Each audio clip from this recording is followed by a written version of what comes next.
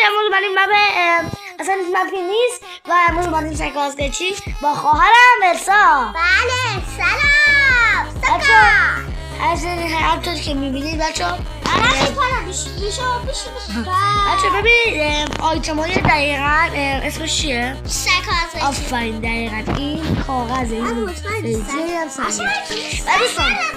قیچی هم ولی بچه بازی طوریه که هر کی ببازه خب یه دسته چهار پنج دسته هر کی ببازه اون به هر کی توفن دادم هر کی ببازه اون کسی که برده اون نفر که باخته رو با توفنگش میزنه و این سری امرالدا و آیتمای خفن هستش و توی خارم هم هست. بریم سراغ بریم ویدیو شروع کنیم ببینیم چه میشه. خب اسا میاد چستم بیاری این چی؟ تست کردم دایره داشتیم من نیازی سی که من بازی هست میکنم اومده ای؟ آره بپر بزن بذارش همونجور بذارش. آفرین. خب بذار دیگه اصلا بذار دیگه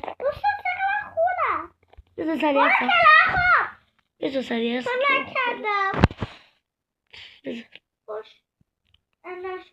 آفرین ولش کن نکرد بذار دیگه گفت نمیشم چیزی دست نزن بذار اصلا ویدیو رو خراب کردی. خب این سراغ ویدیو سنگ کاغذ قیچی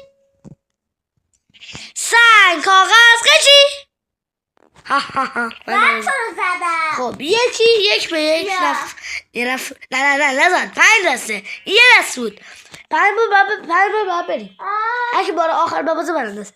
سنگ کاغذ قیچی یکی سنگ کاغذ قیچی یک دو سنگ کاغذ قیچی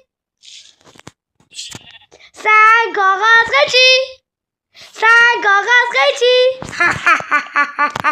می‌خواستم قیچی بیارم. خب باشه اوکی حسابش نمی‌کنیم حسابش نمی‌کنیم دیگه. سنگ کاغذ قیچی خب مگه بازی تو بکن دیگه ما بسید